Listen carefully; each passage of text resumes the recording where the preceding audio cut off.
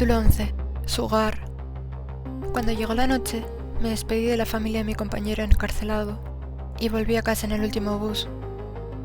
Ya han pasado 2 días de aquello, pero las protestas continúan estoicamente ante los innumerables esfuerzos que se han realizado por disolverlas. Acabo de salir del cementerio como de costumbre. Las flores frescas que he dejado sobre la tumba parecen insignificantes frente al peso de la culpa y la rabia que siento. Él no se merecía morir.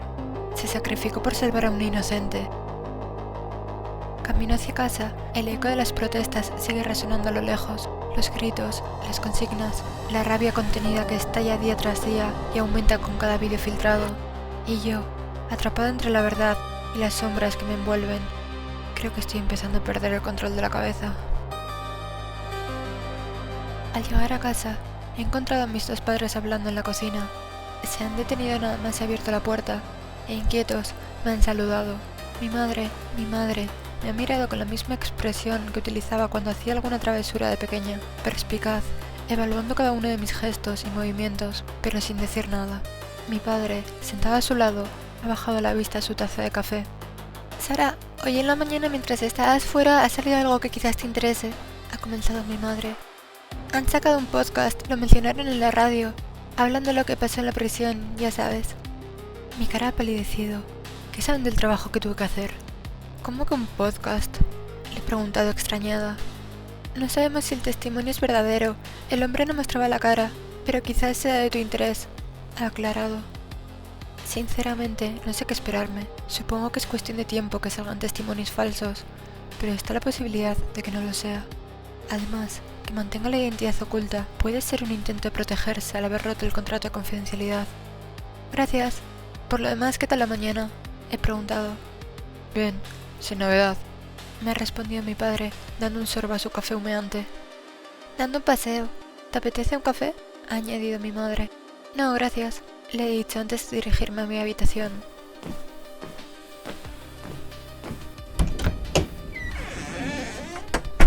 Tengo que ver cuanto antes ese podcast.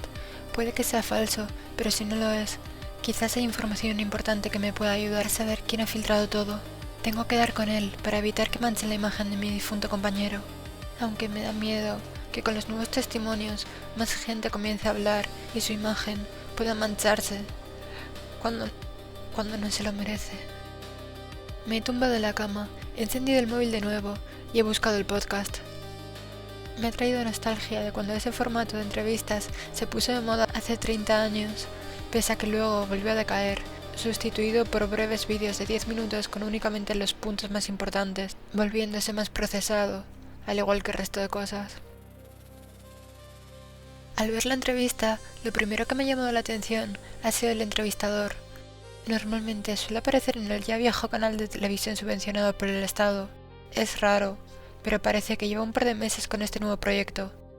Por otra parte, donde debería aparecer la imagen del entrevistado, había la foto de un dragón o serpiente. Su nombre, Sugar, recordando el ser mitológico vasco que adopta la forma de una serpiente, dragón, humano. Y su voz, fuerte y grave, claramente había sido modificada. No especifica su rol, solo habla como alguien más que estuvo. Lo único claro es que no puede ser la voz del ganador. Ha contado hechos que sucedieron y que todavía no han sido filtrados, por lo que creo que sí que estuvo en las pruebas. Pero ¿quién coño es?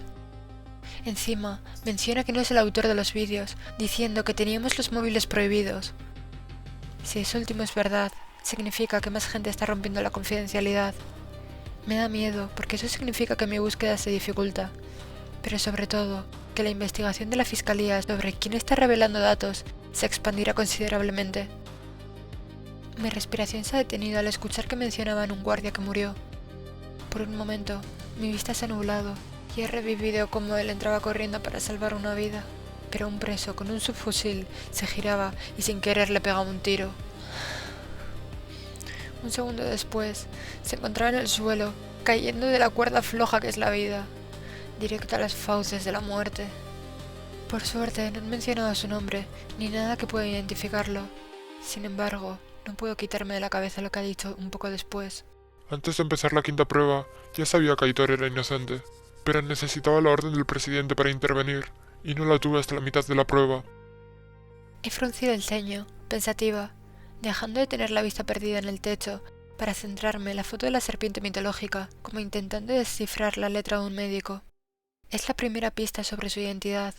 Solo puede ser alguien de poder, un funcionario o alto cargo.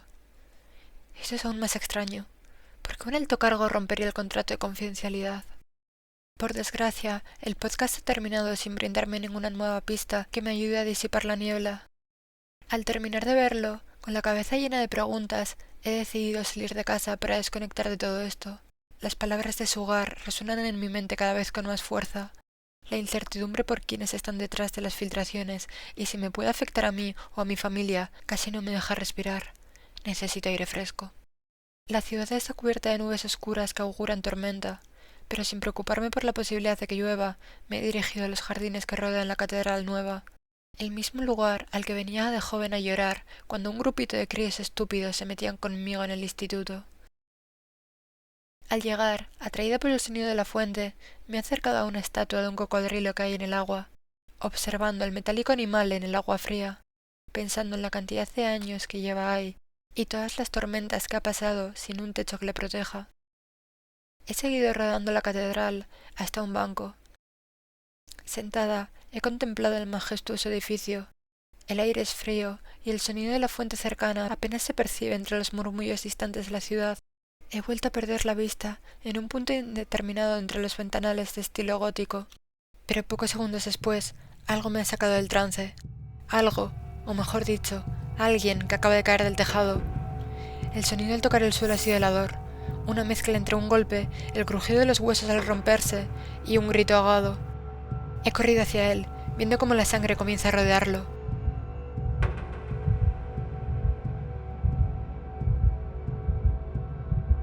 Capítulo 12.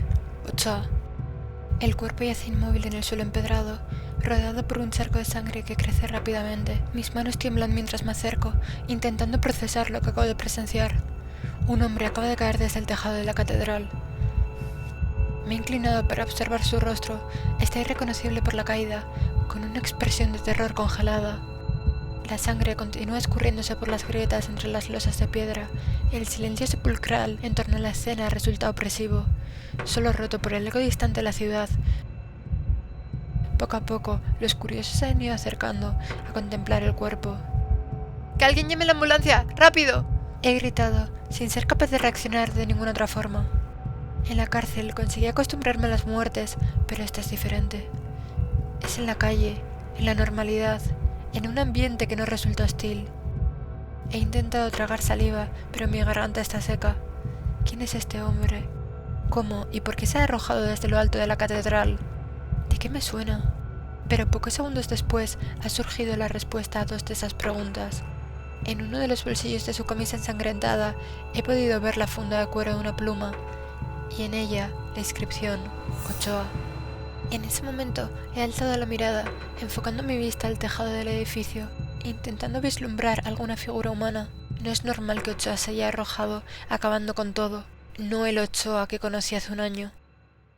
El viento frío me ha golpeado la cara, mientras he seguido buscando alguna señal, algo que me explique lo que acabo de presenciar, pero no hay nada. Solo la inmensidad de la catedral contra el cielo nublado y el cuerpo del hombre que ya no tiene vida. He mirado de nuevo la pluma con la inscripción Ochoa. Esto no tiene sentido. He susurrado para mí misma, tan bajo que los curiosos que se están acercando no han podido entender lo que he dicho. Una sombra empieza a crecer en mi pensamiento. Algo no está bien. La sangre fría de Ochoa, su forma de controlar cada situación, cada detalle. ¿Se habría suicidado de manera tan pública y violenta? No me lo creo. Es imposible. Poco después, el sonido de sirenas ha roto el silencio, y la policía y paramédicos han inundado el lugar, intentando averiguar qué ha sucedido.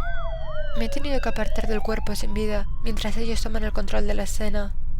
Nos han interrogado a todos los presentes. Uno de los oficiales, un hombre robusto con rostro cansado, ha venido directo hacia mí. Parece reconocerme, y no sé de qué, lo que me ha puesto aún más nerviosa. Señorita García, ¿ha presenciado lo ocurrido? Sí, estaba sentada en el banco cuando lo vi caer. El oficial ha anotado algo en su libreta y me ha observado con ojos inquisitivos. ¿Lo conocía? Me ha preguntado, como si sospechase algo. He titubeado, no puedo mentir, pero no sé hasta qué punto puedo hablar sin caer en el riesgo de incumplir el contrato de confidencialidad. No estoy segura, pero esa pluma, he señalado el bolsillo de cuero, tiene un nombre y creo que podría estar relacionado con algo en lo que trabajé. El oficial ha fruncido el ceño y se ha agachado para examinar la pluma. La ha sacado con cuidado y al verla, su expresión ha cambiado de inmediato. Se ha incorporado rápidamente, casi como si se diera cuenta de que la situación era mucho más delicada de lo que parecía. Ochoa, Ha musitado. tendremos que investigarlo más a fondo. Sus ojos penetrantes me han inspeccionado sin necesidad de tocarme físicamente. Es como si supiese más de mí de lo que debería y analizase en profundidad si he actuado como un corderito bueno o quizás... Resulta muy raro que Ochoa se haya suicidado delante de mí. Es demasiada casualidad. He caminado unos pasos hacia uno de los jardines más lejanos, intentando distanciarme un poco del caos, con la necesidad de relajarme, pero la imagen del cuerpo inmóvil del hombre sigue clavada en mi mente, su rostro irreconocible y esa maldita pluma con su nombre. Nada encaja. Él no se hubiese suicidado, pero tampoco tiene sentido que hayan acabado con él. Antes de comenzar a acabar con los altos cargos, supongo que habrían empezado con nosotros, los guardias.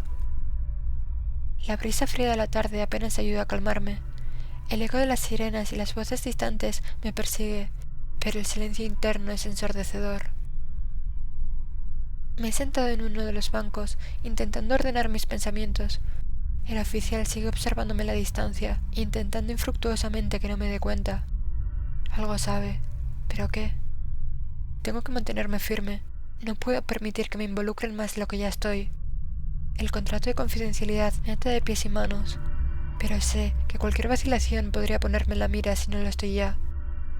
El podcast con Sugar sigue en mi cabeza como un eco. Su voz modificada, su conocimiento de las pruebas, algo me dice que está relacionado con esto. El hecho de que haya mencionado a Aitor, el hombre al que casi dejan morir injustamente.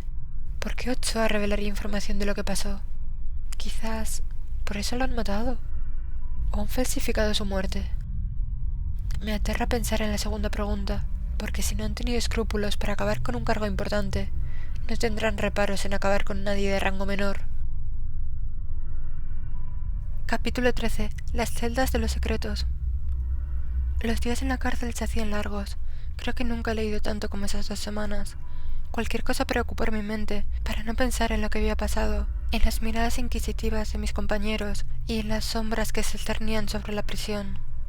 Ánimo, que ya queda poco, le dije a Ander mientras lo abrazaba en la sala común. Podía notar sus latidos en mi pecho, ese ritmo constante que me transmitía una sensación de calma, un lugar seguro, un refugio en medio de la tormenta. El ambiente entre los guardias estaba cambiando mientras avanzaban las pruebas. Las conversaciones se volvían cada vez más cortas, las miradas más esquivas y la zona común más vacía. La gente comenzaba a encerrarse en sus habitaciones, esperando a que todo terminase. Pero yo, a pesar del horror y las claras consecuencias que tenían en mí, cada vez encontraba un lugar más agradable al lado de Ander. He estado pensando y si quieres, cuando esto pase, podríamos vivir juntos. ¿Qué te parece? Le propuse esperanzadoramente, recordando la mala relación que tenía él con sus padres.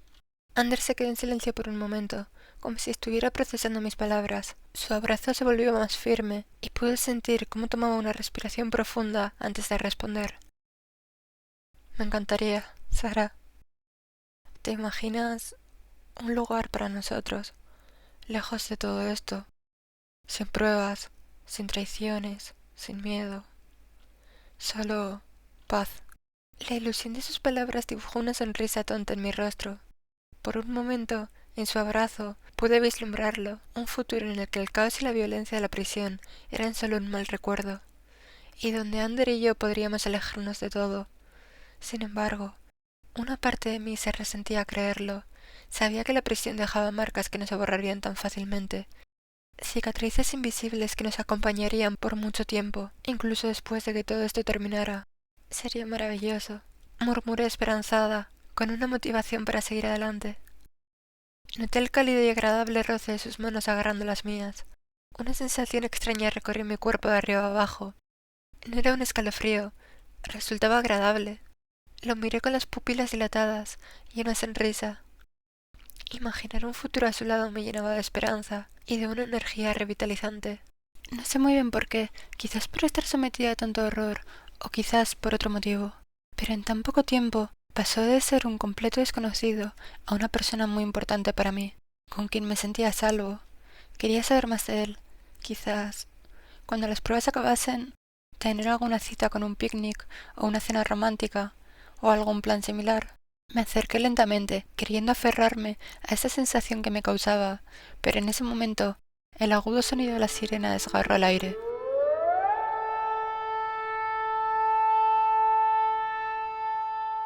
No me jodas. ¿Tan pronto?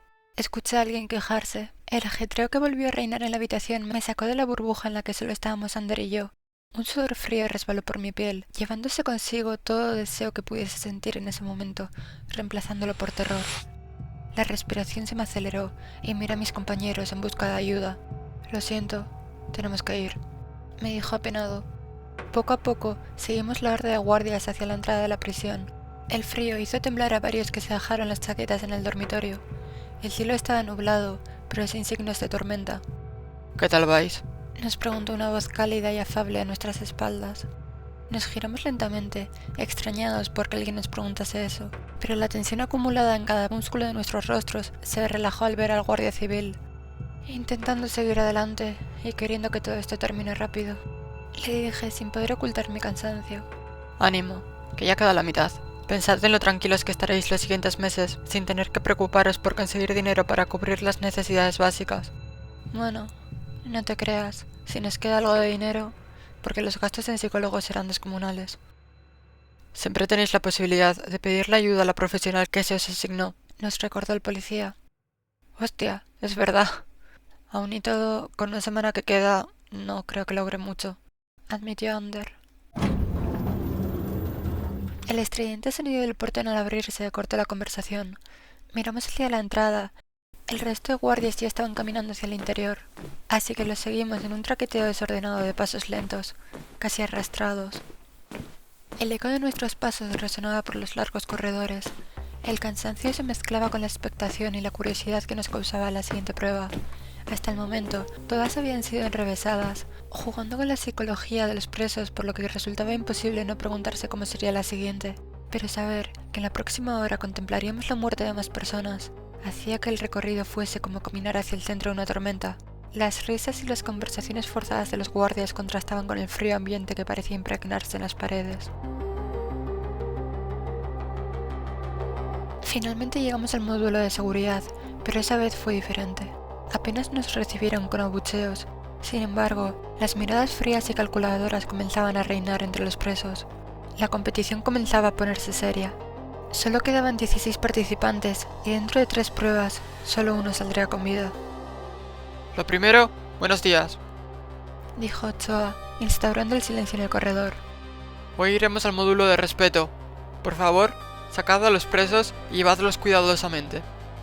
La burla era visible en su rostro. Todavía no soy capaz de entender cómo alguien puede ser tan sádico en bromear antes de una matanza que él mismo ha organizado. El silencio permaneció mientras nos acercábamos a las celdas de los presos que nos correspondían. Princesita, hoy toca respeto, así que dame un beso. Me saludó Manu. Cállate y date la vuelta, le dije sin querer discutir. Sorprendentemente, el preso obedeció sin demasiadas pegas. El cansancio comenzaba a pasar factura hasta en Manu, el más insolente de los presos. Ojalá poder vengarme de ese hijo de puta, comentó con asco en la voz mientras le apretaba las esposas en la espalda. ¿De quién? ¿No sabes quién me tiró el cuchillo ayer? No. Pues el hijo de puta de Urco, que me traicionó ayer a pesar de que éramos amigos, tirándome un cuchillo que no sé de dónde coño sacó. Me detuve durante un instante, notando el frío de las esposas que atenazaban sus muñecas, recordando cómo en una prueba anterior, en la de las cajas que explotaron, él traicionó a su amigo con anterioridad. Confusa, al darme cuenta cómo Manu no parecía comprender que su supuesto amigo estuviese enfadado al haberlo abandonado a su suerte 2 pruebas atrás, sin ayudarle a sobrevivir. Pero tú lo traicionaste en una prueba anterior. No exageres. Además, estaba cojeando. No hubiese sido de mucha ayuda. Con un suspiro, apreté aún más las esposas. ¡Coño! ¡Que me haces daño! El BDSM si quieres para celebrar que he pasado la siguiente prueba. Pero ahora no, que no me quiero cansar. Poniendo los ojos en blanco, lo empujé fuera de la celda, tratando de ignorar sus comportamientos.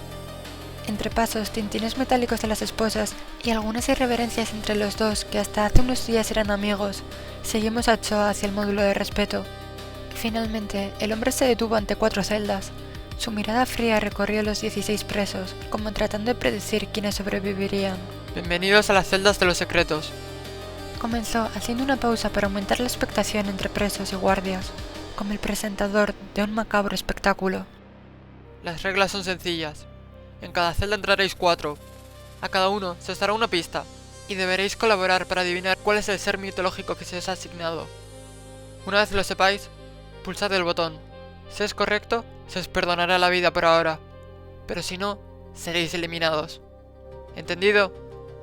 Un murmullo de asentimiento resonó entre los 16 presos. Ochoa repartió un papel a cada preso. Estaba doblado, por lo que no se podía leer las pistas, pero en su cubierta había un número, el de la celda. En ese momento, le soltamos las esposas y los condujimos a sus habitáculos correspondientes. ¡Urco, hijo puta! Ojalá tu grupo quede el último. Berreó Manu, mientras lo conducía a la celda número 3. En cambio, el que fue su amigo no se molestó ni en mirarle, lo cual irritó aún más a mi preso. Al llegar a la puerta, pude observar un voluminoso botón rojo en medio de la celda, destacando en la frialdad de esta. Cuando los 4 presos estuvieron dentro, cerramos la puerta de barrotes y esperamos. Durante unos 10 minutos, Ochoa se paseó por delante de las puertas, apremiándolos y aumentando sus nervios.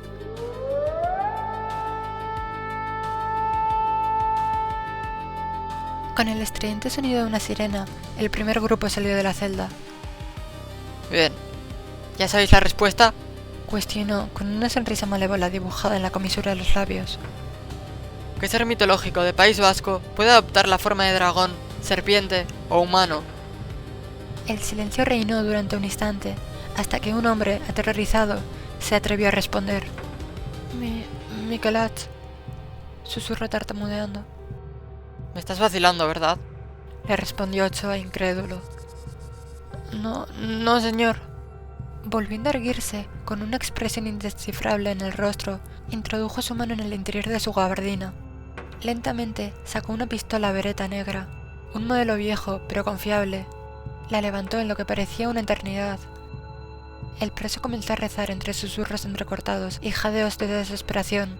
Sin dar señales de compasión o empatía, colocó el frío arma en su frente y, sin temblarle el pulso, apretó el gatillo, ensordeciendo a todos los presentes. Sin dar tiempo a que el pitido se desvaneciese de nuestros oídos, nada más cayó el cuerpo del primer preso, apuntó hacia los otros 3 y abrió fuego uno a uno. Seguid, indicó al resto de presos, ignorando los 4 cadáveres que acababa de dejar. Al ver los estallidos de sangre y cómo caían uno a uno, un reflujo ácido subió por mi garganta, obligándome a hacer un esfuerzo sobrehumano para no vomitar encima de nuestro jefe. Por suerte, Ander me abrazó y me ayudó a calmarme. Al cabo de otros 5 minutos, la sirena volvió a sonar.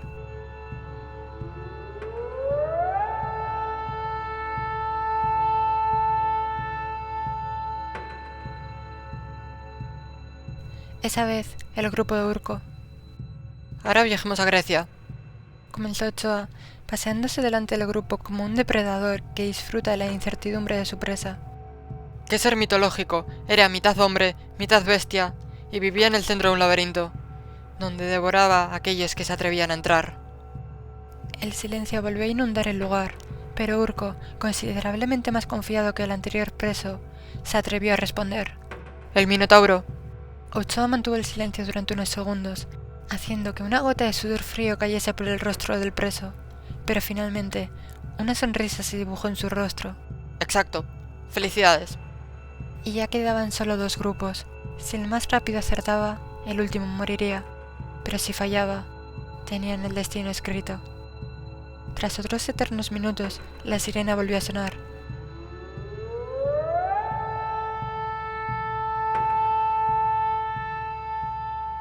Esta vez, el grupo de Manu. Volvemos a la mitología vasca. ¿Quién es la diosa de la naturaleza? Su morada principal está en el monte Amboto y castiga el robo y la mentira. El grupo de Manu se quedó en silencio por un instante. Algunos intercambiaron miradas nerviosas. Uno de los presos finalmente dio un paso adelante, arriesgándose a hablar. Mari, dijo con un hilo de voz. Ochoa lo miró fijamente, manteniendo la tensión durante unos segundos más, como si disfrutara del miedo palpable en el ambiente. Después, una risa seca respondió. Correcto. Un suspiro de alivio recorrió el grupo de presos, pero el silencio fue roto por unos pasos, los de Ochoa. Se dirigió a la última celda, abrió la puerta de barrotes, y 4 detonaciones nos volvieron a ensordecer. Sin decir nada, se dio la vuelta y se retiró, impasible. ¡Qué asco que das! Eres como las cucarachas que no se mueren de ninguna forma, le dijo Manu a Urco.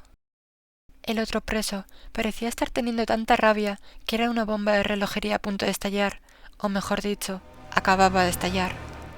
Se arrojó contra Manu, con el puño cerrado, con gesto de que si lo pillaba lo iba a matar en el acto, pero un osado guardia lo aplacó, empujándolo a un lateral, donde otro par de hombres lo retuvieron mientras lo esposaban. Al mismo tiempo, yo, con ayuda de Ander, esposé a mi preso, y a empujones los llevamos hasta sus respectivas celdas, donde pasarían un par de días hasta la siguiente prueba.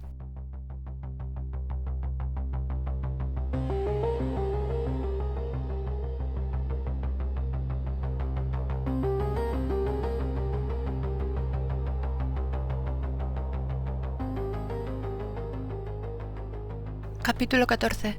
Delirios de persecución.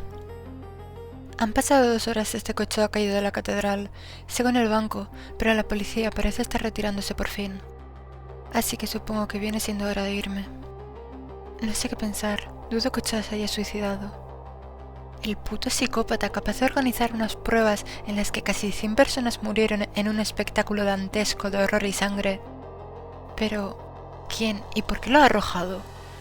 Y no sé si ya son delirios míos, pero cuanto más tiempo permanezco aquí, más me extraña que haya muerto delante de mí. Demasiadas coincidencias. Ya está oscureciendo. Debería volver a casa. Me he levantado algo mareada, sin estar del todo consciente del presente. He caminado de forma automática hacia mi hogar, inmersa en una burbuja psíquica. Tras cruzar un par de calles desde la catedral, he notado la presencia de 2 hombres con gabardina oscura a mi espalda. No me jodas, otra vez no, por favor. Mi corazón se ha acelerado, como por un chute de demasiada cafeína. Mi respiración se ha convertido en un huracán y he acelerado el paso. El pecho me duele como si 1000 puñales se estuvieran clavando en mis pulmones, dificultándome respirar y casi llegando a ser incapacitante. Y es lo que me faltaba, que me dé un ataque al corazón. No me puedo parar. Entre jadeos he cruzado un par de esquinas de forma errática. Mierda, todavía los tengo detrás. ¿Qué coño quieren? Por suerte, el tranvía acaba de parar a escasos 20 metros de mí. He corrido mientras saco la tarjeta para pagar en el dispositivo que hay en la parada. La he acercado cuando las puertas ya estaban pitando y por menos un segundo, chocando contra un par de jóvenes, he logrado subirme al recién renovado vehículo, dejando atrás a mis 2 persecutores. Al chocar contra ellos ni se han inmutado. Todos parecen zombies, hipnotizados por las pantallas de sus móviles, viendo vídeos cortos, como ratones de laboratorios esclavizados y adictos a las descargas de dopamina. O si no, leyendo las nuevas noticias de quién sabe qué lugar, normalmente creando 2 bandos enfrentados inútilmente, ladrando mucho pero sin hacer nada. Da pena lo atontada que está gran parte de la sociedad, y al mismo tiempo resulta extraño el trance irreal en el que viven en contraposición con las protestas que se están dando en las calles y la locura que se está viviendo en las redes, o mejor dicho, en algunas redes. La siguiente parada es la más cercana a mi casa, pero no me voy a bajar ahí. Es lo más predecible. Iré un poco más adelante. He salido en la parada más cercana de la estación de autobuses y me he dirigido a una cafetería cercana para esperar un poco. No voy a la de la estación porque las paredes son de cristal y prefiero un lugar más discreto.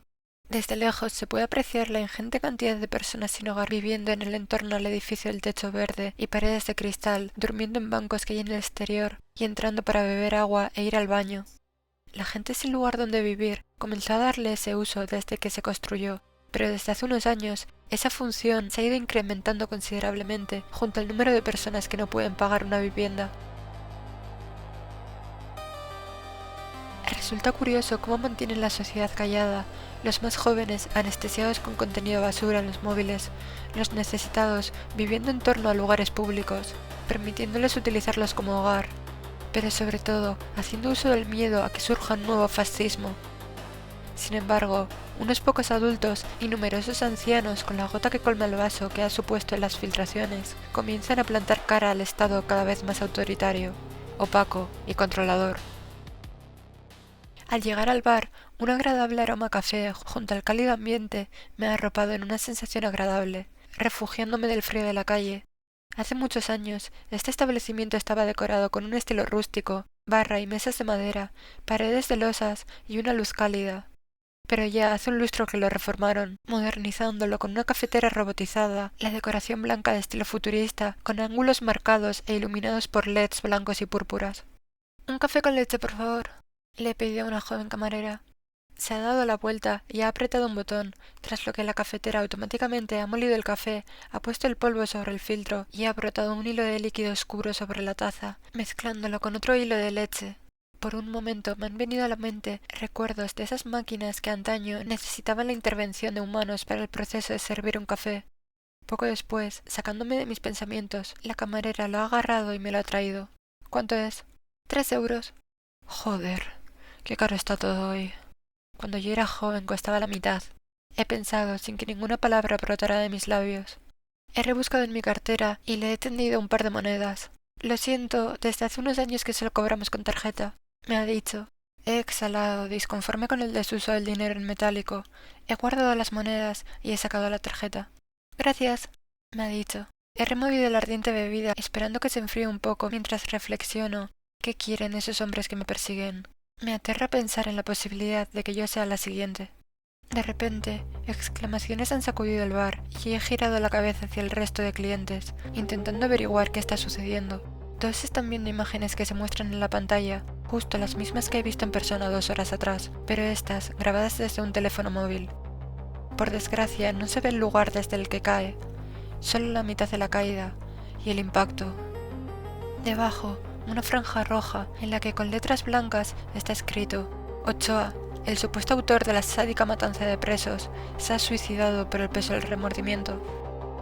Ya no sé ni qué pensar. No me creo que se haya suicidado. Y resulta sorprendente que los medios de comunicación lo hayan cubierto con tal velocidad. Además, es cierto que alguien al verlo en la azotea de la catedral ha podido sacar el móvil para grabarlo, pero creo que desde donde está grabado los árboles la tapan y sería demasiada velocidad para sacar el dispositivo, abrir la cámara y ponerse a grabar. Me huele muy feo todo esto. Ya no sé si me estoy volviendo loca.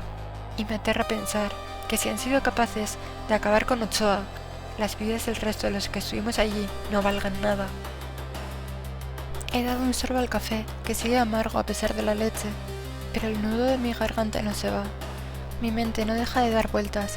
La imagen de Ochoa, su cuerpo aplastado contra el suelo de la catedral, la pluma, el policía, demasiadas coincidencias.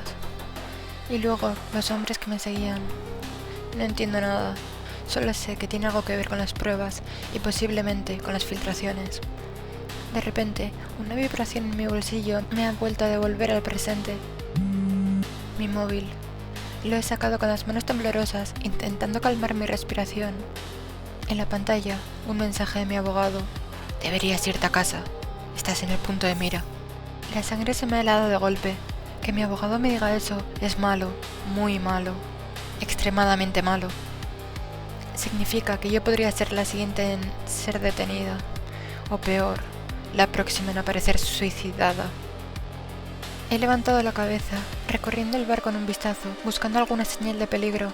La gente está absorta en la pantalla del televisor, todo normal, pero en el fondo, un hombre vestido de negro parece mirarme de reojo.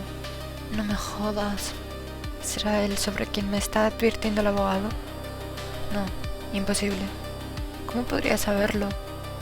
Sin embargo, una voz persistente en mi cabeza insiste en esa posibilidad, inyectando más miedo. Las dudas me acechan. ¿Cómo sabría mi abogado que estoy aquí, en este bar? ¿Y si está trabajando para ellos? Pero entonces, ¿por qué me alertaría? Me he quedado inmóvil, esperando algún movimiento suyo, o algo que me haga pensar que es una simple paranoia, pero el hombre sigue ahí, mirándome de reojo mientras da vueltas a su humeante bebida. Estoy intentando hacer todo lo posible para que no se note mi respiración agitada, pero supongo que mi rostro tiene que estar siendo un poema. Despacio, he cogido mi bolso y me he levantado, dejando el café casi intacto sobre la moderna barra del bar, y sin mirar atrás, he salido por la puerta. El aire frío me ha golpeado al salir, contrastando con el cálido establecimiento. Mis piernas tiemblan ligeramente. No puedo quedarme quieta, tengo que llegar a casa cuanto antes, pero no puedo dejar de pensar en la posibilidad de que haya alguien esperándome. No sé si el hombre está detrás de mí, pero siento su mirada clavada en mi nuca. Intentando evitar cualquier pensamiento, he caminado hacia casa. Cada paso resuena más fuerte, y mi corazón late con tanta intensidad que me da la sensación de que en cualquier momento podría escucharlo. Finalmente, he llegado a la esquina anterior a la calle de mi casa. He mirado discretamente, pero no he visto a nadie, ni la furgoneta negra que suele estar acechante. He avanzado ágilmente, pero prestando atención a cada rincón, a cada coche, a cada portal hasta llegar al mío, y he subido sin ningún percance.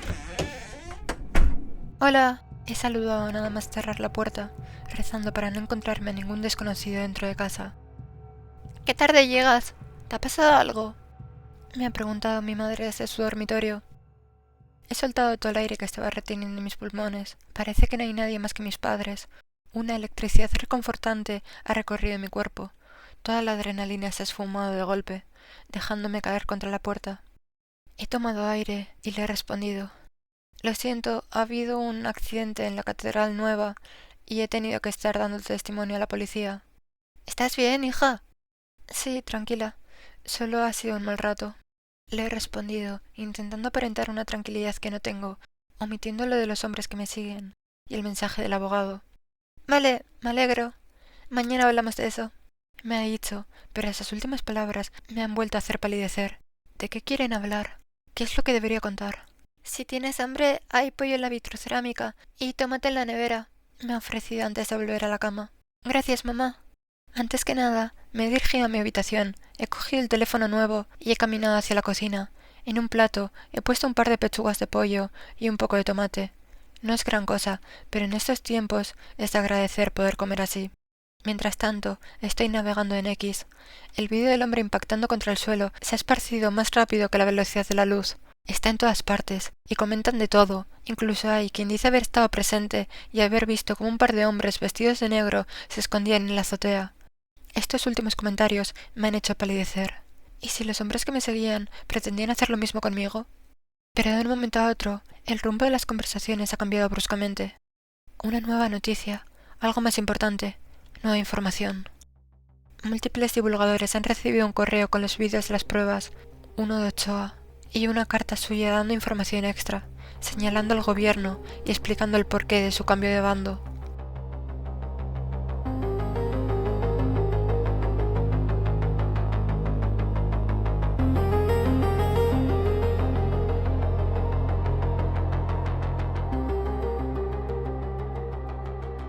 Capítulo 15. Redención. He dejado el plato vacío en el fregadero y he regresado a mi habitación. Mi corazón late acelerado y aunque el miedo sigue presente, la curiosidad por lo que ha hecho Ochoa me impulsa a revisar las redes. ¿Qué podría haber publicado para que lo asesinaran así? Me he tumbado en la cama y he encendido el móvil para observar el tsunami de mensajes que está inundando X, con el contenido que ahora se ha filtrado como pólvora. Parece ser que Ochoa le mandó una carpeta con los vídeos y la carta a múltiples fuentes, lo que ha resultado ser una jugada maestra. Si lo hubiese publicado en una única cuenta, sería probable que lo hubiesen eliminado en tiempo récord. Pero al haberlo enviado a múltiples personas, hace inevitable que la naturaleza de Internet lo esparza como un virus por todo el territorio. He abierto uno de los vídeos y mi rostro ha palidecido. Su pelo marrón oscuro, su rostro marcado y su gabardina marrón lo hacen inconfundible. Ochoa. Mi rostro ha palidecido e imágenes del hombre autoritario dando órdenes con una sonrisa de psicópata ha venido a mi mente. Según ha cargado, su voz me ha devuelto al presente. Si estás viendo esto, es porque estoy muerto. Comienza con una voz tranquila pero tensa. Un escalofrío me ha recorrido la espalda al escuchar esas palabras, como si el aire en la habitación se volviera más denso. En el video, Ochoa ajusta su postura y lanza una mirada directa a la cámara.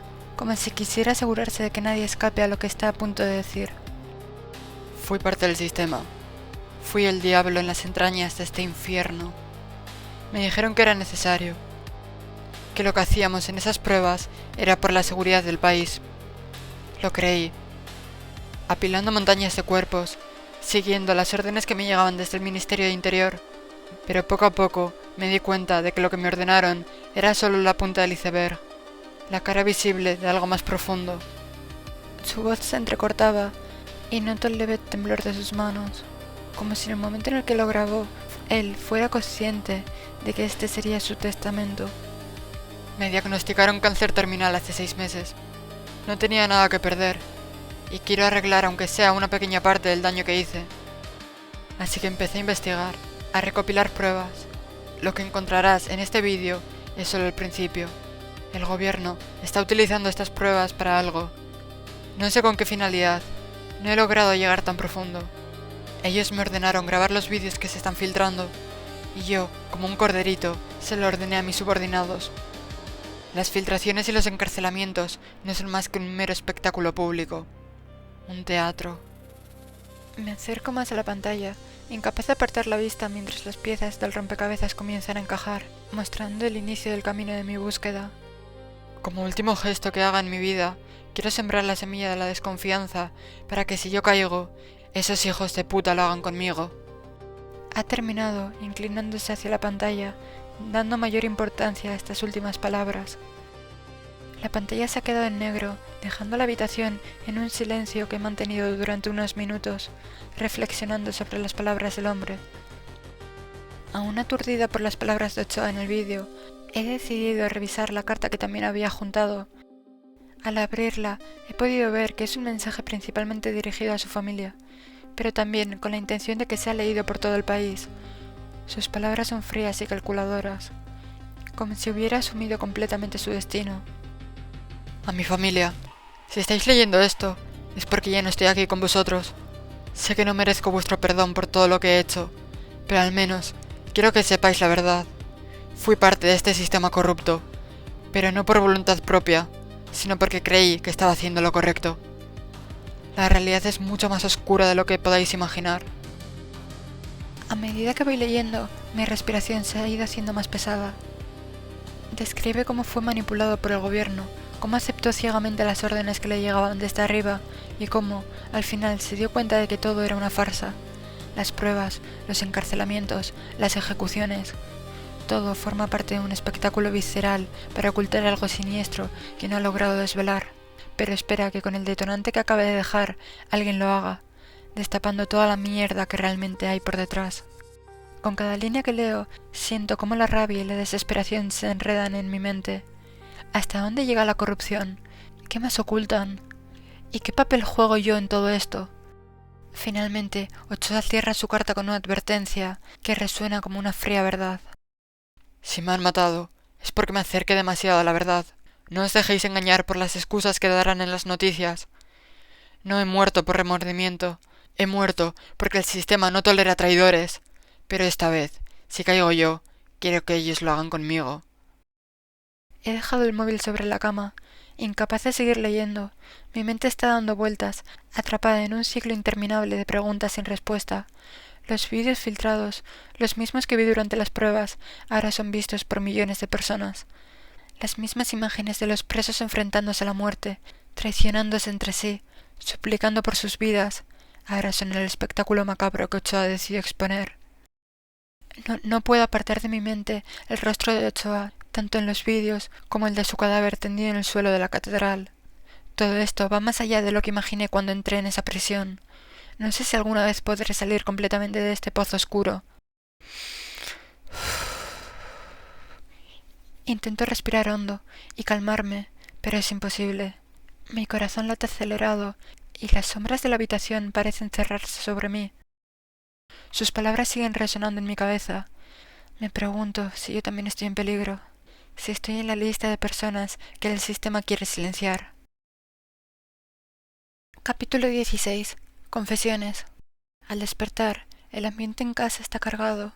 El eco de lo que presencié ayer en persona, luego en la televisión y seguido por las revelaciones del que fue mi jefe durante esas 2 semanas, aún me tienen en shock y resulta difícil de disimular.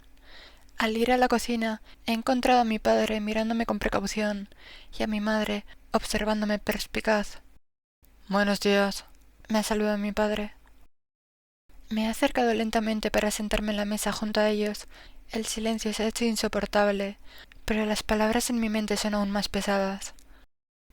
«Tengo que deciros algo», he anunciado finalmente, con un nudo en la garganta y la voz siendo apenas un susurro. Mis padres me han mirado, pero mi madre ha sido la primera en hablar, con una expresión que tantas veces vi de joven, como si ya supiera lo que está a punto de escuchar. «No hace falta que digas nada, Sara. Ya lo sabemos». «Bueno, lo imaginamos». «¿Qué? ¿Cómo?», he titubeado, sorprendida. Desde que comenzaron a salir los rumores de que las filtraciones se grabaron en la cárcel de Nanclares, supimos que tu trabajo tuvo algo que ver con eso. No preguntamos porque te veíamos tan mal que no queríamos hacerte daño, ni meterte en problemas. Me he quedado congelada. No sé si sentirme aliviada o más culpable aún. No podía hacer nada. El contrato de confidencialidad me lo prohibía.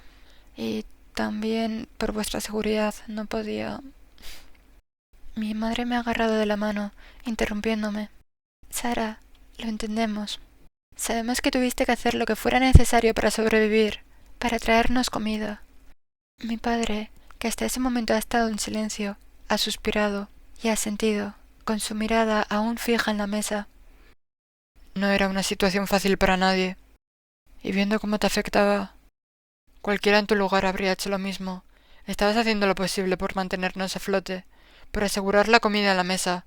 No podemos reprocharte eso». Mi corazón ha latido más fuerte. A pesar de su apoyo, una parte de mí sigue sintiendo el peso de la culpa. He apretado la mano de mi madre, buscando un consuelo que parecía distante. Estaba desesperada. No sabía lo que iba a suceder en ese lugar, lo que ocurrió allí. Si hubiera sabido antes lo que implicaría. Hiciste lo que tenías que hacer. Todos lo habríamos hecho estando en juego nuestra supervivencia. Nadie está preparado para esas cosas, pero nosotros lo sabíamos. Al menos intuíamos que algo no iba bien.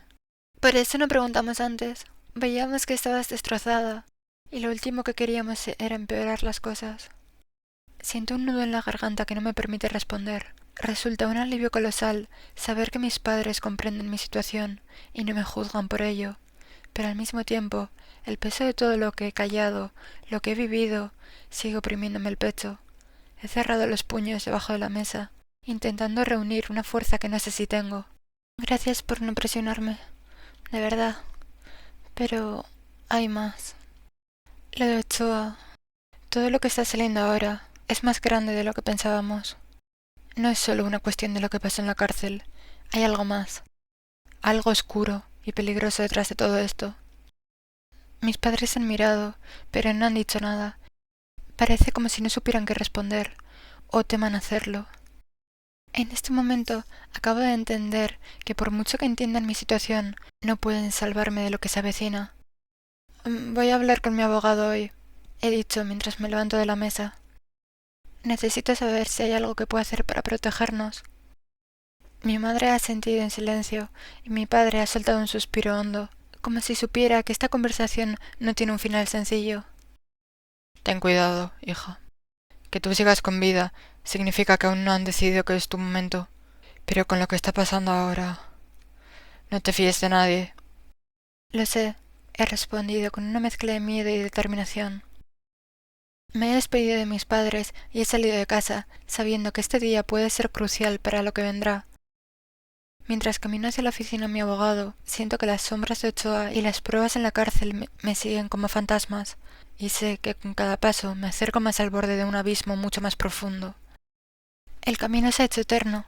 Cada paso que doy es una mezcla de incertidumbre y temor, y el aire frío de la mañana no ayuda a calmar mis nervios.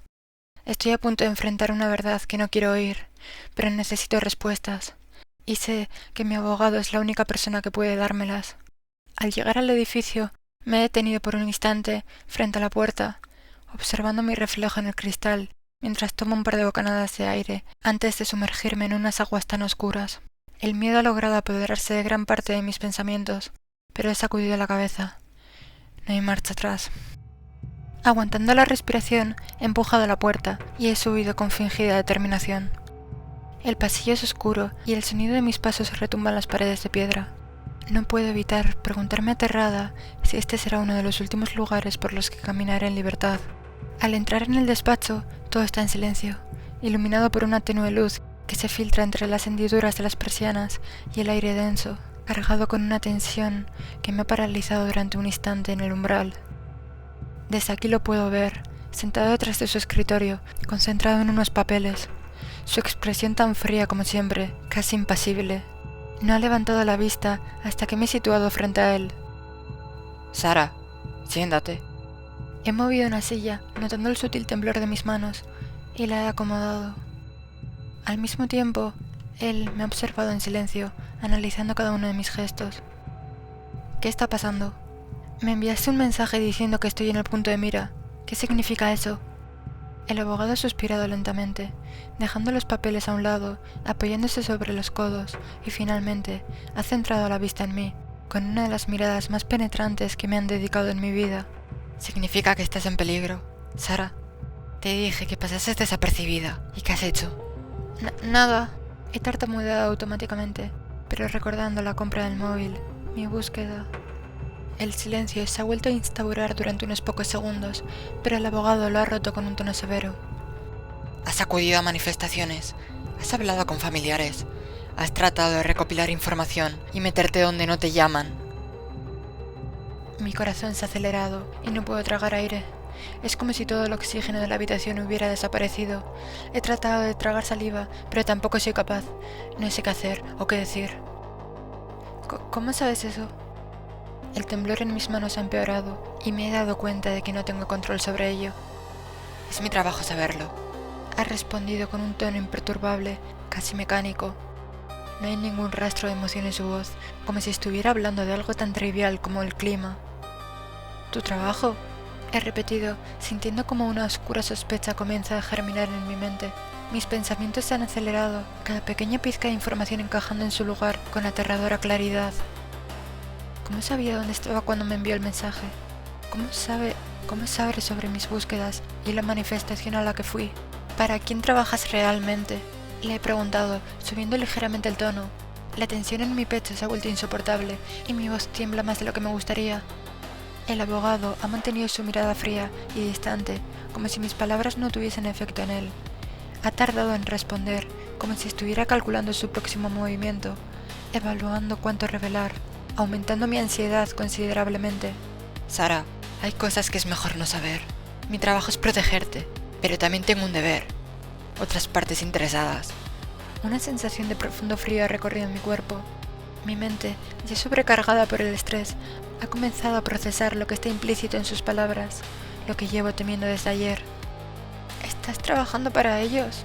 He preguntado directamente. El abogado ha guardado silencio por unos segundos, que me han parecido eternos. Lo ha exhalado lentamente. Trabajo para quien me pague. Me ha respondido seco, cortante, sin entrar en detalles. Pero eso es una respuesta suficiente. Como tal, yo no le estoy pagando. Formaba parte del contrato. El aire en la habitación se ha vuelto irrespirable. No puedo creer lo que estoy escuchando, pero su tono frío, imperturbable, me confirma que es la verdad. Me han estado observando. Y no solo eso. Mi abogado, la persona en la que confiaba para protegerme, ha sido el espía detrás de mis líneas defensivas todo este tiempo. Llevada por la ira, he empujado la silla hacia atrás y he salido del despacho con un portazo. Acto seguido, he corrido hacia mi casa. Tengo que esconderme. Nada ni nadie es seguro en este momento.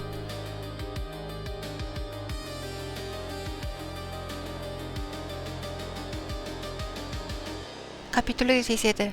Romeo y Julieta. Las horas posteriores a la cuarta prueba se hicieron lentas y silenciosas.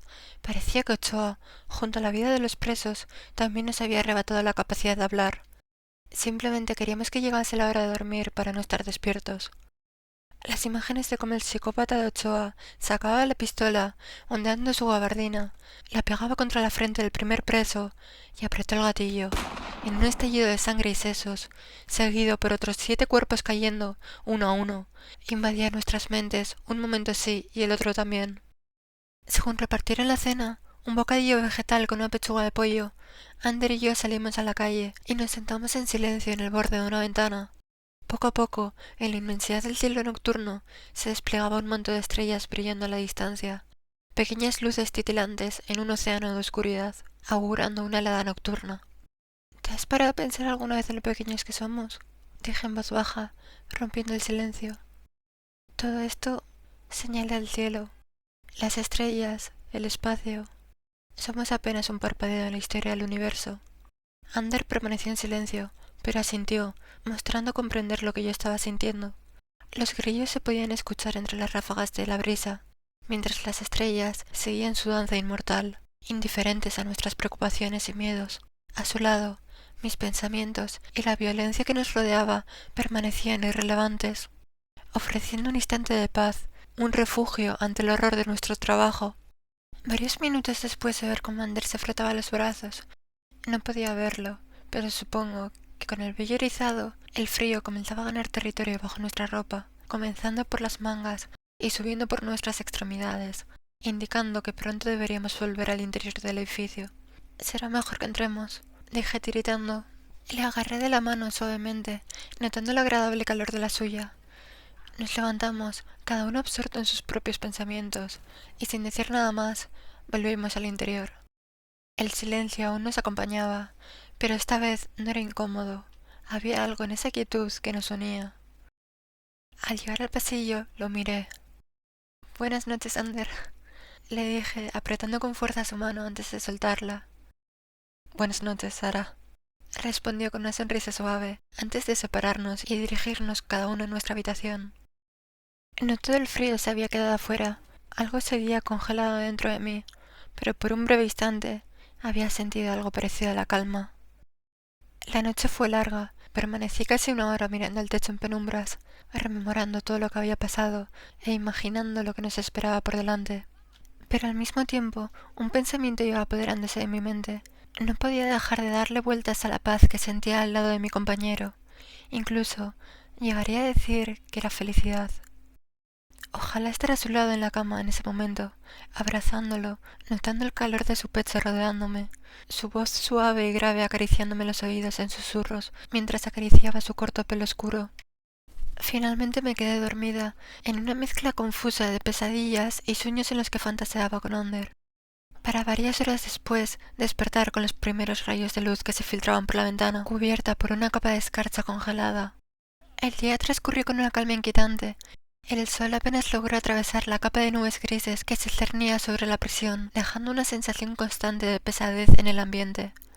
A pesar de que era día de descanso, la tensión acumulada era palpable. La cuarta prueba había dejado una marca en todos nosotros, una sombra que no se disipaba con las horas.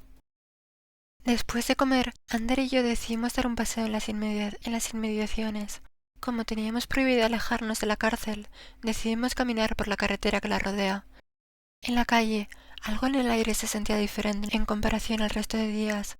El silencio que compartíamos era más profundo, más íntimo. Ander caminaba a mi lado, con las manos en los bolsillos y la mirada perdida en el horizonte. Los árboles desnudos por el viento saltaban como esqueletos a nuestro alrededor, mientras nuestras pisadas crujían sobre la vieja brea helada. «¿Cómo te sientes?», pregunté finalmente, rompiendo el silencio, aunque algo en su mirada perdida en el horizonte ya me daba una pista. Él suspiró, encogiéndose de hombros. Se detuvo por un momento, mirando el suelo. «No lo sé, Sara. A veces es como si no sintiera nada», respondió con voz apagada, como si estuviera confesando algo que le pesaba demasiado. «Es como si estuviera vacío por dentro, ¿sabes? Como si ya nada me afectara en ningún sentido, como si estuviera muerto por dentro». Ya había notado en él esa mirada distante, esa manera de desconectarse del caos que nos rodeaba. Podía imaginar que algo le sucedía, quizás por las pruebas de los presos de las cuales no solo éramos meros espectadores, sino que también formábamos parte de ellas como cómplices, o quizás como cicatriz de su pasado, pero era visible que algo le pasaba. Sin embargo, hasta ese momento no sabía cómo se sentía. Estaba confundida, sin saber muy bien qué decir, intentando buscar las palabras correctas, pero sin saber cuáles escoger. Tranquilo, es normal sentirse así, le dije sin estar muy convencida. ¿Desde cuándo te pasa eso?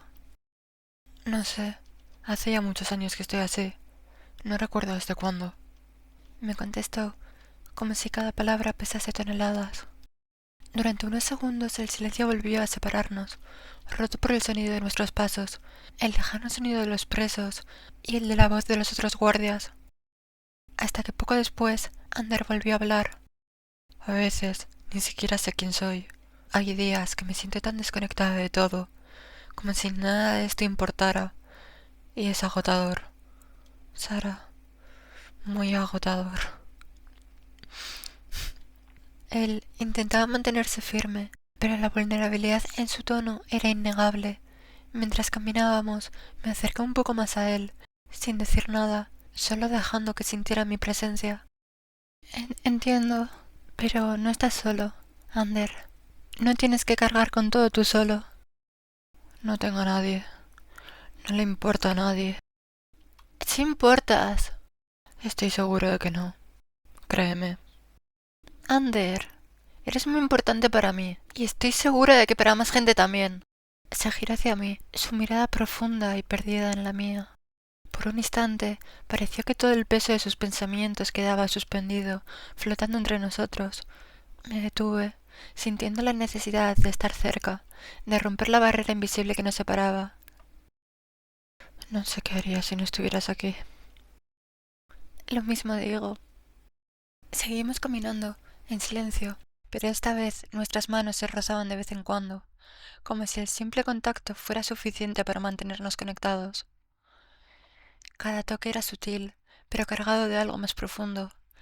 Después de un rato, sin darme cuenta, mi mano se encontró con la suya, y él la tomó con una suavidad que me sorprendió. Llegamos de nuevo al edificio de los guardias, pero no tenía ganas de separarme de él. Quería seguir sintiendo su cercanía. ¿Te parece si seguimos hablando en mi habitación? Le propuse con un leve temblor en mi voz, insegura de si era lo correcto. Ander asintió, sin soltarme la mano. Al llegar a mi habitación, nos sentamos en la cama, uno al lado del otro. El ambiente, enrarecido por la intimidad del espacio cerrado. Las paredes parecían más estrechas de lo normal, y la tenue luz que se filtraba por la ventana daba un ambiente casi cálido, a pesar del frío que traía el invierno desde afuera. Por un momento nos quedamos en silencio, uno de esos que, lejos de ser incómodos, estaba repleto de cosas que no necesitábamos decir. Sentí la cercanía de su cuerpo junto al mío, su respiración tranquila, aunque en el fondo de ambos había algo más que palabras no dichas. Era como si en esa quietud nuestras heridas estuvieran a la vista, expuestas, pero sin miedo a ser juzgadas. Lentamente me giré hacia él y lo miré a los ojos. Ander me devolvió la mirada, con esa profundidad en su expresión que lo hacía parecer a la vez más fuerte y vulnerable. Mi corazón comenzó a latir un poco más rápido, consciente de lo que estaba sucediendo entre nosotros, pero al mismo tiempo con una especie de calma reconfortante. Gracias por estar aquí conmigo, dije en voz baja, casi como si no quisiera romper el momento. Ander no respondió de inmediato, solo se inclinó un poco más cerca. Podía sentir el calor de su cuerpo en contraste con el frío exterior que se filtraba por la ventana. Luego, con un gesto lento, como si temiera asustarme, pasó su mano por mi mejilla, acariciando mi piel con una suavidad que no esperaba. Siempre estaré a tu lado, murmuró. Sentí un leve escalofrío recorrer mi espalda, pero no de frío, sino de algo más. El simple contacto de su mano me hacía sentir más viva de lo que había estado en mucho tiempo. Lo miré a los ojos, y sin pensarlo demasiado, me incliné hacia él. Nuestros labios se encontraron en un beso suave, cargado de una mezcla de necesidad y ternura que no habíamos expresado antes. Al principio fue lento, tímido incluso, como si ambos estuviéramos probando el terreno. Podía notar pinchándome los pelos de su barba que no se había afeitado desde un par de días atrás, y sus labios rotos por el frío de la calle, pero aún y todo resultaba reconfortante. Poco a poco, el beso se volvió más intenso, apasionado. Sentí como sus manos recorrían mis brazos, subiendo hasta mis hombros y luego mi cuello, mientras me acercaba aún más a él, dejándome llevar por el deseo de olvidar el mundo cruel que nos rodeaba, aunque fuera solo por esa noche. El ritmo de nuestros besos aumentó, nuestra respiración se entrecortaba y el frío de la habitación fue reemplazado por el calor de nuestros cuerpos. Me dejé llevar, tumbándome en la cama mientras Ander me seguía, sin soltarme ni un segundo. Sentí el peso de su cuerpo sobre el mío, y lejos de asustarme, me hizo sentir aún más segura, protegida en medio de todo el caos que habíamos vivido. Ander se separó apenas un instante, mirándome con un brillo en los ojos que nunca había visto antes en él. Era como si por fin, después de todo el dolor que habíamos pasado, hubiéramos encontrado un lugar donde podíamos sentirnos humanos de nuevo. Sara. Susurró mi nombre, con una mezcla de deseo y dulzura que no hizo falta que dijera más. Con suavidad, comenzamos a deshacernos de la ropa que nos separaba, cada prenda cayendo al suelo con la misma naturalidad con la que nuestros cuerpos se encontraban. No había prisa, solo una conexión que se profundizaba con cada caricia, con cada suspiro compartido. Cuando finalmente estuvimos piel contra piel, sentí una ola de emociones que no esperaba. No era solo deseo, era algo más, algo que no era capaz de expresar con palabras. Me besó de nuevo, esta vez con más urgencia, y nuestros cuerpos se movieron al unísono, guiados por una necesidad mutua de sentirnos vivos, de aferrarnos a algo en medio de toda la oscuridad. El mundo exterior desapareció, los gritos, las pruebas, las muertes. Todo quedó lejos, mientras nos entregábamos el uno al otro. No sabíamos lo que vendría después, pero en ese momento, todo lo que importaba era lo que compartimos en esa misma cama. Después de lo que parecieron horas, nuestros cuerpos finalmente encontraron descanso. Nos quedamos tumbados, entrelazados bajo las sábanas, mientras la respiración volvía a su ritmo normal. Ander me abrazó atrayéndome a él, y apoyé la cabeza en su pecho, escuchando el latido de su corazón, un sonido que de alguna manera me reconfortaba más que cualquier otra cosa. «No me dejes sola mañana», susurré, temerosa de lo que la quinta prueba nos depararía. Ander me acarició el pelo, sus dedos trazando líneas suaves que me hicieron cerrar los ojos. «No lo haré», prometió su voz grave y firme. «Estaré contigo, pase lo que pase». Poco a poco, el sueño fue seduciéndonos, envolviéndonos en un manto de tranquilidad que no habíamos sentido en mucho tiempo. Dormimos juntos esa noche, abrazados, como si en nuestros brazos hubiéramos encontrado un refugio del mundo exterior, y por primera vez en mucho tiempo me sentí segura, pero era una sensación que se derrumbaría dentro de unas horas.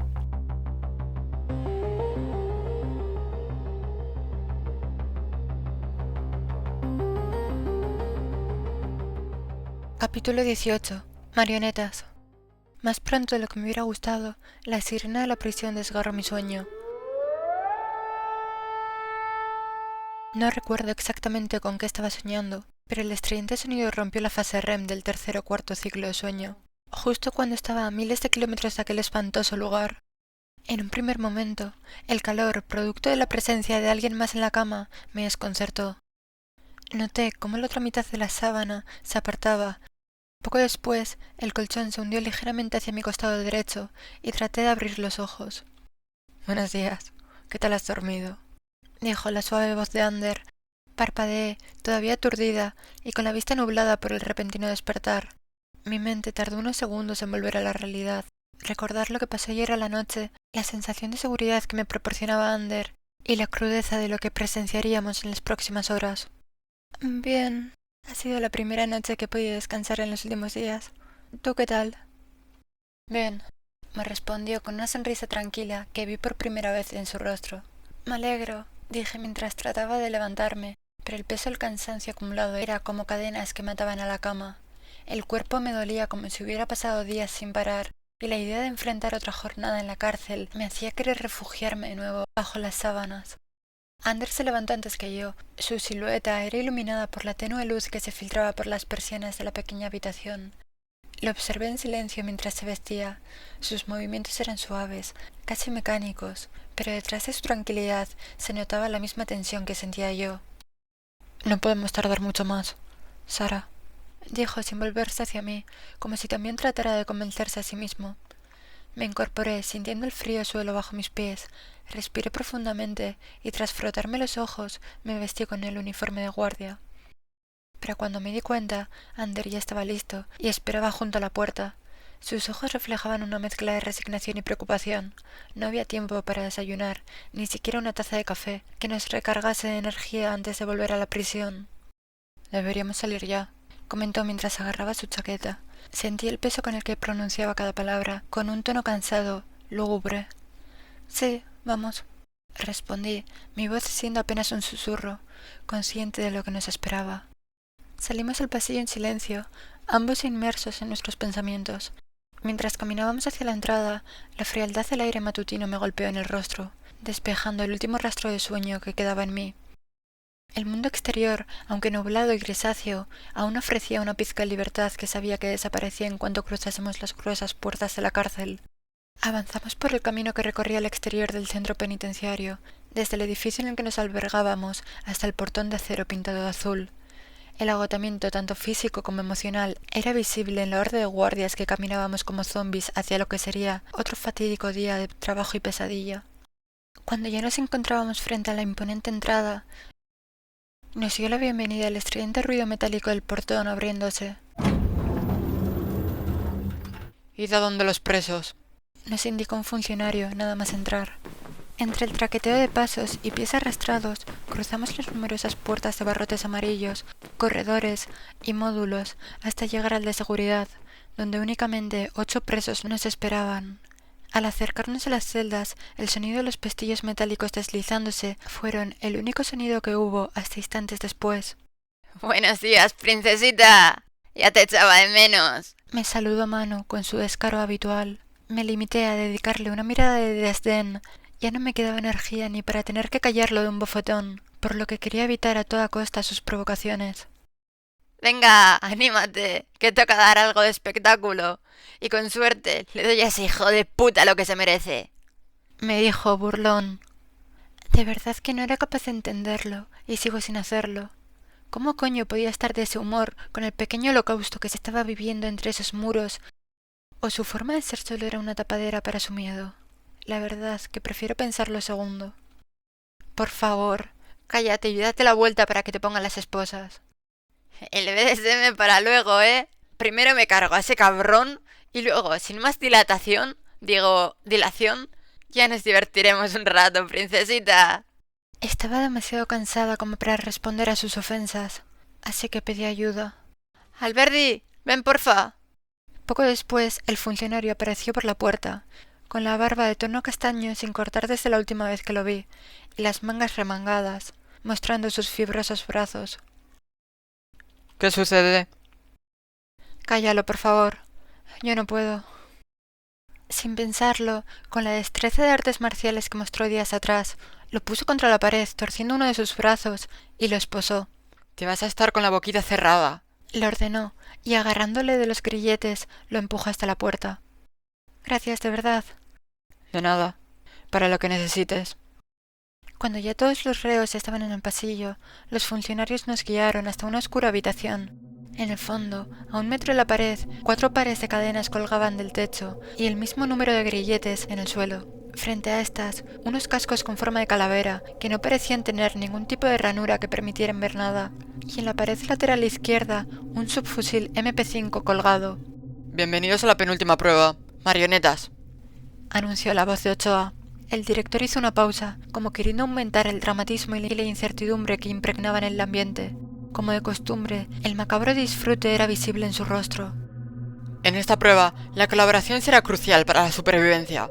Os dividiréis en 4 equipos de 2, y solo un dúo sobrevivirá». Volvió a hacer otra pausa dramática, mientras escrutaba con la mirada a cada uno de los 8 presos, con una sádica sonrisa delineada en su boca. «Uno de los integrantes tendrá libertad de movimiento, pero su visión será completamente restringida por una de esas máscaras».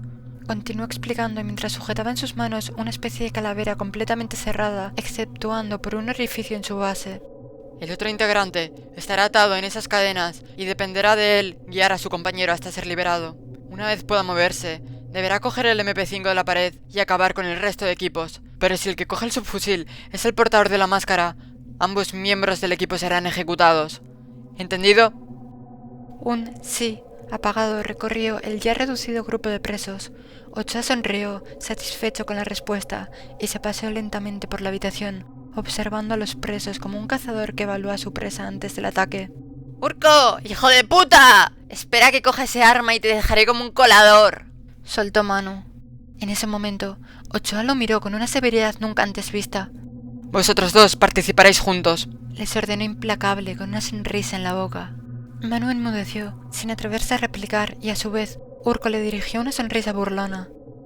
No solo se había librado de su amenaza, sino que gracias al director de la prisión, había logrado que cualquier intimidación de Manu se sintiese ridícula.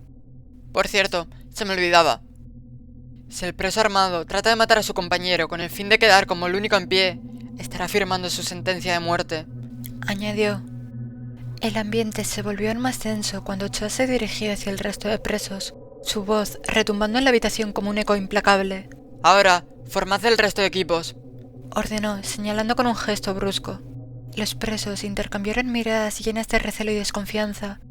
Sabían que el destino de cada uno dependía de la elección de su compañero, y ninguno de ellos quería verse emparejado con alguien que los condenase a muerte. Finalmente, después de varios segundos de tensión, los demás grupos se formaron. La ansiedad era palpable en cada movimiento. Ochoa sonrió, complacido por la inquietud que había sembrado. Muy bien. Ahora, proceded a colocarles las máscaras y encadenar al resto, nos ordenó, haciendo un gesto con la mano. El sonido metálico de las cadenas llenó la habitación mientras los guardias atábamos a la mitad de presos y enmascarábamos al resto. La atmósfera estaba cargada de una mezcla de miedo y resignación. Miré a Manu y a Urco. Esta vez el primero era quien tenía cara de impotencia, mientras el segundo hacía gala de una actitud burlona. Manu fue el primero en recibir una máscara.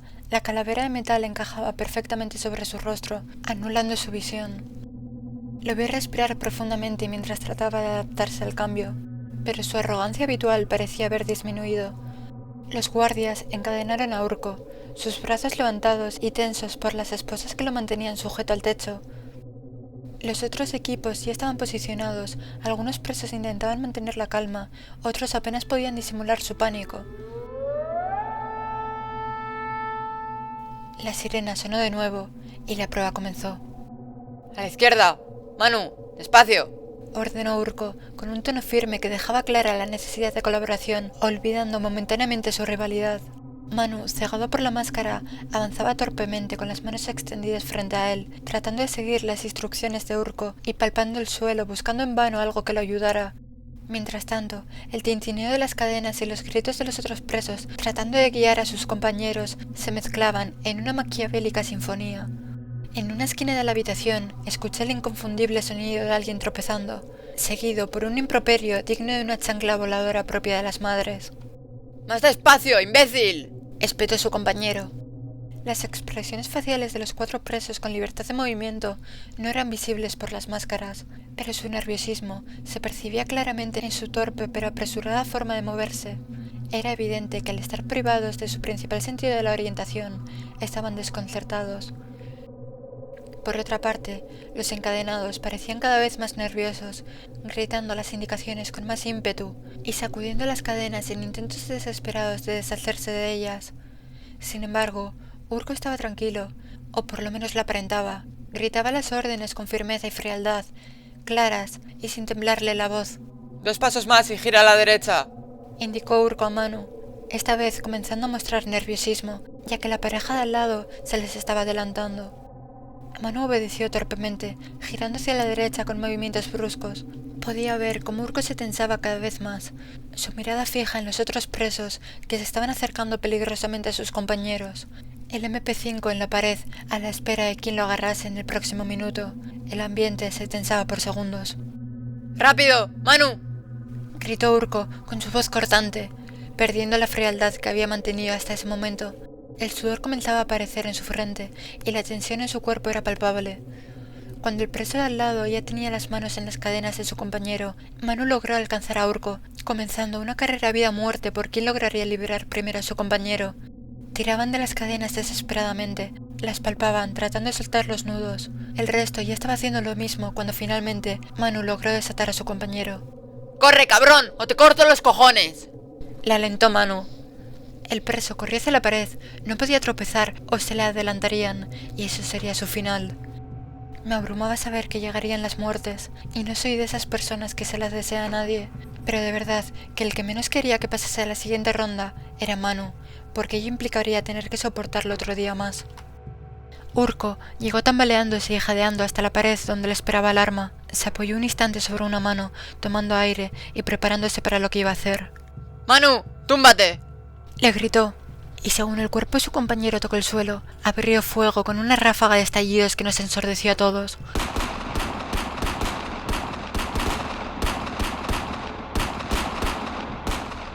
Iluminando la habitación con destellos e inundándola de un picante olor a pólvora. Una ráfaga de muerte y desolación que al mismo tiempo suponía la supervivencia de 2 de los 8 presos. Capítulo 19. Por orden del gobierno. Creo que para ese momento ya comenzaba a insensibilizarme, porque la caída de los primeros cuerpos sin vida no supuso ninguna reacción notable en mí. Ya era lo mismo que los otros días, la violencia había dejado de sorprenderme, como si la prisión misma se hubiese encargado de borrar cualquier vestigio de humanidad en nosotros. Pero no estaba preparada para lo que iba a suceder un par de segundos después de que los disparos comenzasen, el inicio de mi derrumbe emocional. La prueba llegaba a su fin en un caos de sangre y fuego. Los presos cegados corrían y se arrastraban sin rumbo, los encadenados trataban de liberarse de sus ataduras, Manu tumbado en el suelo, protegiéndose la cabeza con las manos, y Urko disparando el subfusil. Sin embargo, detrás de la multitud de guardias que esperábamos a que la prueba llegase a su fin para encargarnos de los supervivientes y de los cadáveres, las placas tectónicas que eran Ochoa y el gobierno formaban el epicentro del verdadero terremoto que estaba a punto de desatarse. De repente, Ochoa apareció a nuestra espalda. ¡Detened esto cuanto antes! Uno de los presos es inocente. Sus palabras eran frías, como si no le importase la vida del hombre, pero se viese forzado a darnos esa orden. Incluso un leve tono de rabia matizaba su voz. Le habían jodido el espectáculo del que sin duda estaba disfrutando. De verdad que pese a su reciente muerte, sigo pensando que él se merecía ese final más que los propios condenados. El peso que tenían esas palabras fueron como la mecha que detonaba un cañón. Alguien inocente estaba a punto de morir, y cambiar su destino era cuestión de segundos, siendo optimistas. Cuando escuché las palabras de Ochoa, fue como si el suelo se desmoronase bajo mis pies. Un preso inocente, atrapado en ese juego macabro en el que yo había colaborado por unos pocos miles de euros.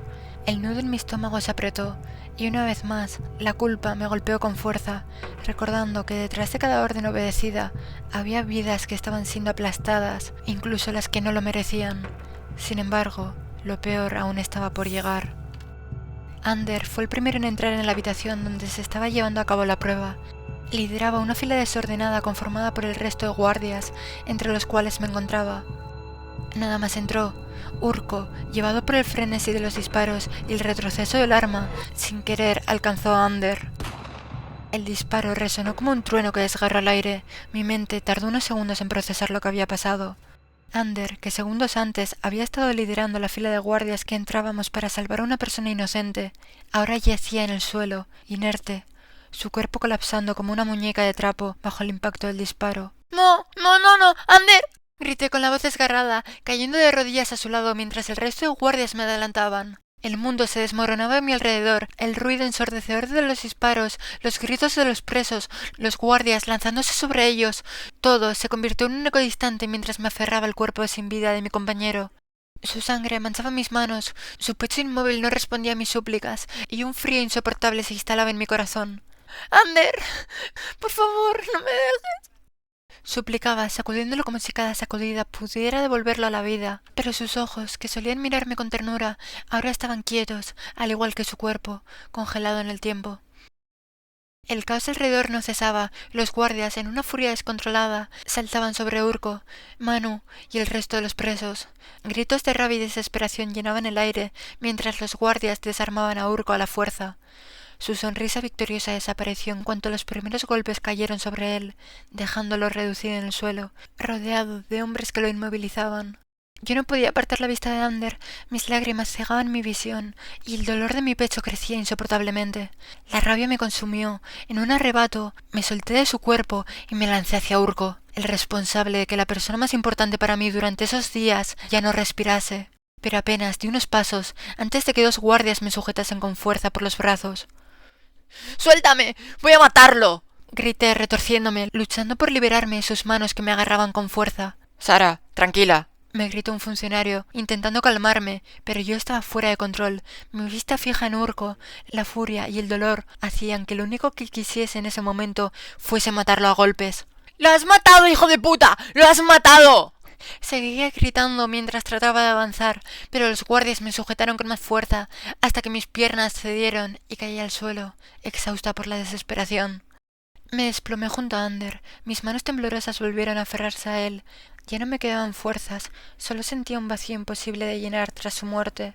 Las lágrimas caían silenciosas, mientras mi cuerpo se sacudía con pequeños espasmos, incapaz de procesar lo que acababa de suceder. Todo se sentía irreal, como si fuese una pesadilla. El paso del tiempo se sentía raro, y yo estaba en una burbuja de horror, pero por desgracia estaba despierta, y eso era real, jodidamente real.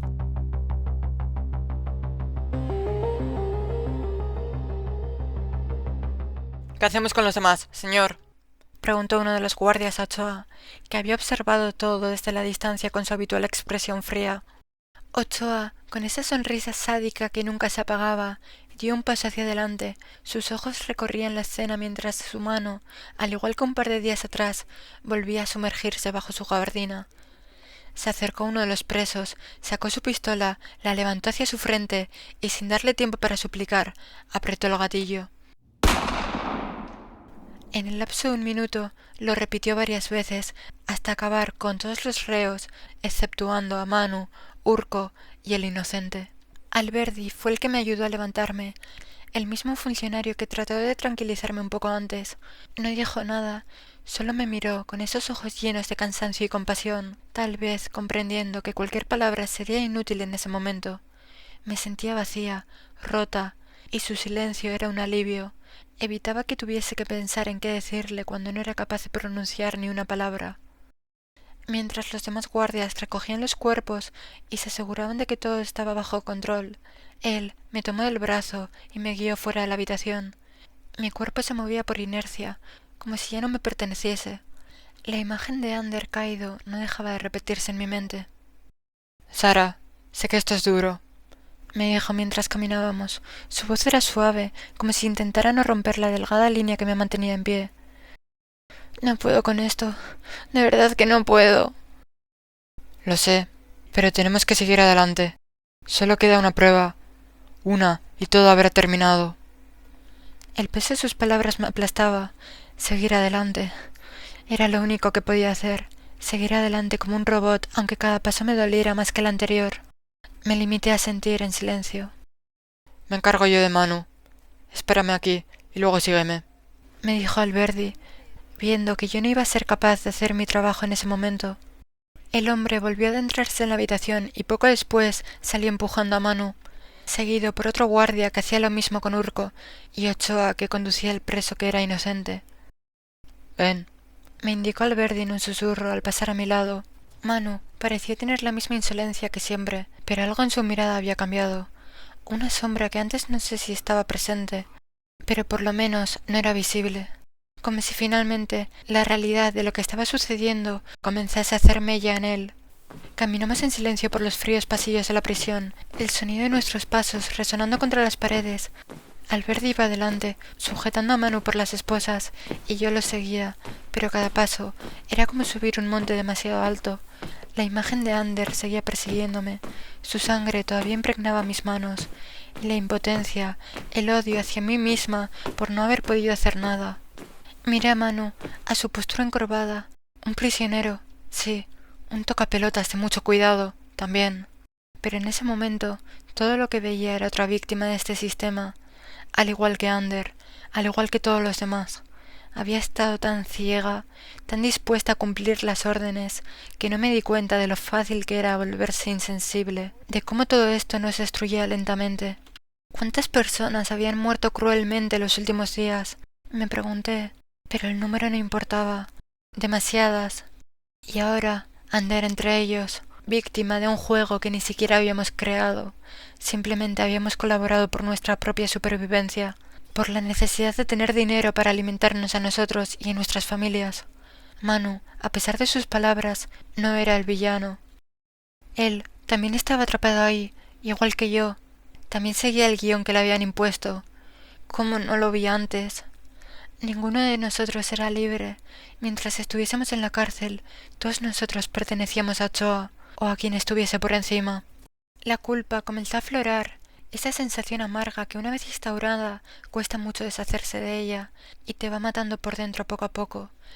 Arrastrada por el sistema, fui cómplice del asesinato de todas esas personas, y de Ander. El odio que empezaba a crecer dentro de mí ya no era solo hacia Urko, por la muerte de Ander, sino hacia el mismo sistema que había organizado eso, hacia Ochoa, y más allá de él, hacia el gobierno que orquestaba todo desde las sombras. Mientras Alberdi empujaba a Manu dentro de su celda, me quedé mirando cómo la puerta de barrotes se cerraba tras él. Por primera vez vi a Manu como un ser humano que de alguna manera también había sido destrozado por todo esto. Él, como todos los demás, había sido forzado a luchar por su vida en este juego macabro, y aunque su actitud desafiante lo cubría, no era más que otro peón en el tablero. Lo había despreciado por su insolencia, pero ahora me daba cuenta de que incluso él, con sus burlas y sus bravuconadas, estaba roto. Alberdi se volvió hacia mí. Vamos, aún queda llevar a P-42, dijo en voz baja, consciente de mi estado emocional. ¿A dónde? Supongo que a concederle la libertad tras una disculpa, pero no tengo ni idea, solo sigo las órdenes de Ochoa, me respondió Alberdi, con una mezcla de resignación en su tono. Era como si esas palabras, aunque parecieran un alivio para cualquiera, ya no tuviesen el mismo efecto para nosotros. Seguimos caminando hasta llegar a una sala más pequeña, en la que ya nos esperaba Ochoa junto a un par de funcionarios. El silencio reinaba en el aire, como si el lugar estuviera impregnado de un gas que explotaría a la mínima chispa. P-42 estaba sentado en una silla de metal, encorvado y con la mirada fija en el suelo, demasiado exhausto como para reaccionar al sonido de la puerta al abrirse. Sara, si quieres, puedes irte, me dijo Alberdi, notando mi estado de confusión. Sin embargo, algo dentro de mí me impulsó a quedarme. No me veía capaz de dar un paso más sin desplomarme. Me apoyé en la pared, observando mientras Ochoa, implacable y frío como siempre, daba un paso al frente, acercándose a P-42. Parece que las cosas han tomado un giro inesperado, ¿verdad? Dijo Ochoa, con ese tono socarrón que nunca dejaba de helarme la sangre. P-42 no respondió, apenas levantó la mirada, incapaz de enfrentar a su carcelero. ¿Sabes, Aitor? No eres como los otros, continuó Ochoa, rodeándolo como un depredador que inspecciona a su presa. Desde el principio lo imaginaba. No tienes la actitud de un asesino. Ni siquiera en el laberinto fuiste capaz de destacar. De hecho, te rechazaron por ser el más débil, el que nadie quería en su grupo, un gusano en este juego. Y aunque lo sospechaba, no hice nada, ya que no tenía la orden de actuar. Ochoa soltó una risa amarga. Pero así es como funcionan las cosas aquí. Un espectáculo controlado. No podía sacarte hasta que me lo indicaron desde arriba. Aquí todos seguimos órdenes, añadió, sin un atisbo de remordimiento en su voz. ¿Qué va a pasar conmigo ahora? Preguntó Aitor con voz temblorosa mientras alzaba la vista. Ochoa hizo una seña a uno de los funcionarios, que se acercó con una muda de ropa civil en las manos. Te vas a ir. Después de todo, no eres más que un desafortunado error en este sistema. Ya has firmado un contrato de confidencialidad. Te hemos dado la ropa y una vez que hables con la psicóloga del centro, te concederán la libertad. No te preocupes, serás rehabilitado. Puedes considerar esto una segunda oportunidad, pero no creas que las cosas serán tan sencillas fuera de aquí. El preso asintió en silencio, aceptando la ropa que le tendían. Parecía incrédulo ante la idea de libertad, como si la palabra misma no tuviera ningún sentido en un lugar como ese. Yo sentía lo mismo. Después de haber presenciado tanta muerte, tantas injusticias, ¿cómo le podían conceder la libertad tras todo lo que había presenciado? Ochoa hizo un gesto al funcionario que estaba junto a la puerta. Acompañadlo a verla a la psicóloga. Después de que lo evalúe, podrá salir. El funcionario asintió y Aitor se levantó de la silla. Sus movimientos lentos, como si cargar con el peso de todo lo que había vivido y que le consideraran solo un error del sistema, lo hubiera envejecido de golpe.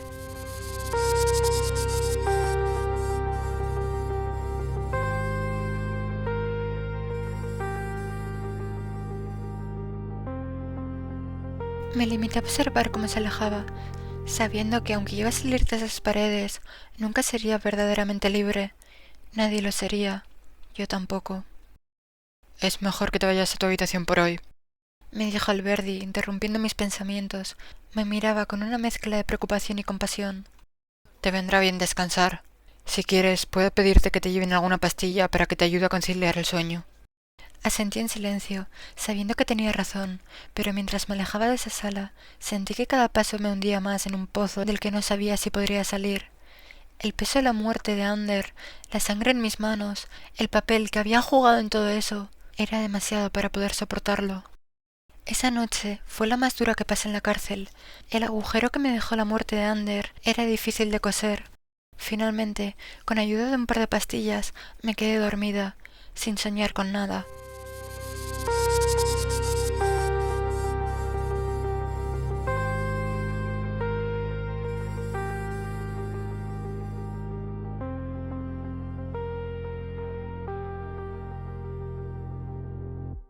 Capítulo 20. Un gesto por la paz. Ya ha pasado casi un año desde que aquel hombre inocente recibió la libertad. Una libertad irónica y cruel que no duró más de media hora. Su vida, que había sido destrozada por un error del sistema, terminó en un accidente de tráfico apenas abandonó la prisión. Lo que en su momento se presentó como una equivocación corregida, resultó ser una ejecución disfrazada, un cabo suelto que el sistema se encargó de eliminar con la frialdad que ya resultaba tan familiar. La vida ha perdido su valor.